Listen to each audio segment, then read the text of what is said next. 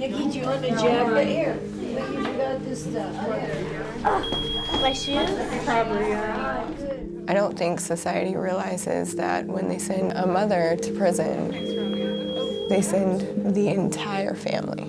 This is a rare inside look at kids visiting their moms in prison. Someone got taller. You got taller. This documentary, shot before the pandemic, is called Mothering Inside. It profiles the Family Preservation Project, or FPP, at Coffee Creek Correctional Facility, Oregon's only women's prison. The program, run by the YWCA, facilitates these regular family visits, which are set to resume this summer. FPP also helps moms stay in contact with their kids on the outside, and in some cases provides financial support to the people caring for those kids. Perhaps most importantly, during these visits, moms and kids can hug, cuddle, and have time alone. We're told all of that would be impossible without FPP. I'm looking at my 3 kids, and I know that that program meant so much to me when I was inside. Walking on the Capitol grounds. Vanessa Sherrod and her 3 kids are close now, thanks to the program. It has to get done this year. We spoke to Sherrod earlier this week, but you may remember her from a different time in her life. Sorry, it gets hard to talk about this. In February 2020, KGW aired a 3-part series called Life Inside. For nearly a year, we followed 3 women preparing to leave Coffee Creek. Sherrod was nearing the end of a roughly 5-year sentence for multiple counts of theft, and she had big plans for her life post-prison.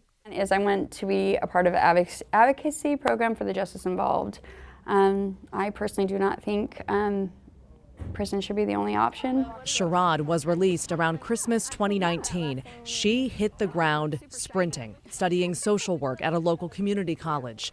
This week, an update. I just recently finished my associate's degree, and I just got certified as a PWS. It's a peer wellness specialist. Part of my job is with the YWCA of Greater Portland. Meaning Sherrod is now paid to advocate for the YWCA's work. Right now, her primary focus is the Family Preservation Project and Senate Bill 720. If passed, it would maintain previous state funding levels for FPP at $325,000 a year for the next 7 years. It would also cover the costs of research on the long-term impacts of the program. So much of what we're looking at interrupting are these intergenerational cycles of pain and suffering. Jessica Katz founded FPP in 2010. She says the need is clear. Studies show children of incarcerated parents often suffer from psychological and emotional problems, trouble in school, and they're 6 times more likely to become incarcerated themselves.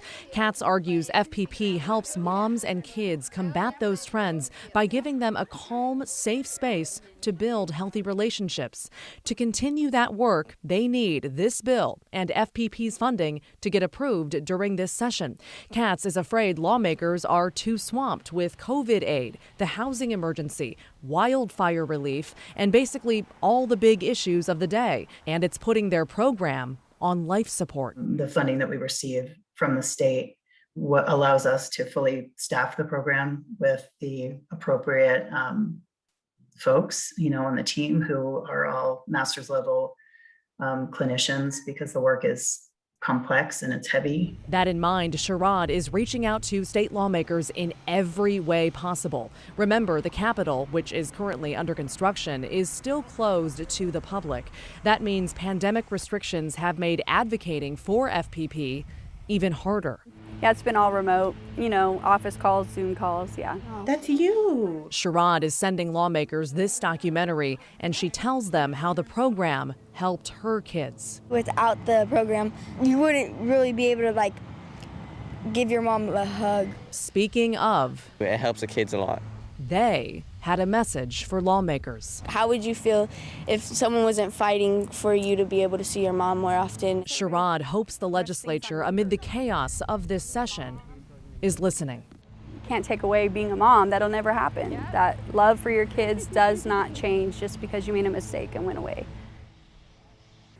Okay, so let's bring in Maggie Vespa and talk about this for just a minute, because there is another reason that this funding situation has become so dire, and it also has to do with Oregon politics. Exactly. I mean, basically one word, walkout. Like, we all know that GOP lawmakers have walked out of sessions, sort of the last several sessions, or at least multiple times, and those sessions die on the spot when that happens because nobody can vote on anything. There aren't enough lawmakers there.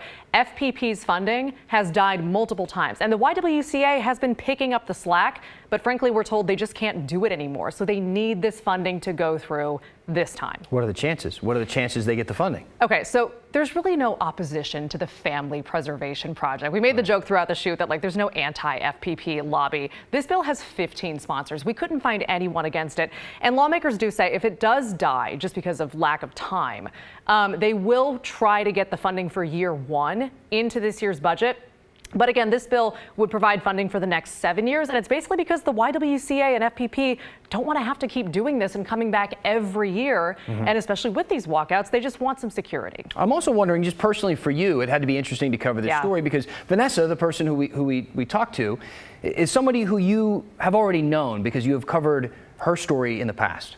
It was so cool. It was so cool to see her. I mean, really, we met her in in 2019. We aired the story in February 2020. So I've known her for years now. I've known her longer than anyone I think I've ever interviewed in my career, and she's doing so well. She's got a job. She just got her associate's degree. Her kids were so cool. They were so well spoken. And a little bit of the backstory. I mean, we met her on the Life Inside series. And it's kind of weird for me to say this, it feels a little weird, but a couple weeks ago that series won an Emmy for Best Continuing Coverage. And I called Vanessa to tell her that. And I reached out to all three women just to say thank you for being so brave and so genuine. And Vanessa basically said, like, that's so great, we're so excited for you, but I need your help. Like, we need to talk about the work that I'm doing now, and we want to shed some light on this. So that's how this story actually came to be. And that's why we're here talking about FPP. She's on a mission. You don't say no to Vanessa. I was told that multiple times on this shoot. And kind of to that point, one last point, we are going to do updates on all three women in that series tomorrow here on The Story. Got it. Maggie Vespa, thank you. Sure.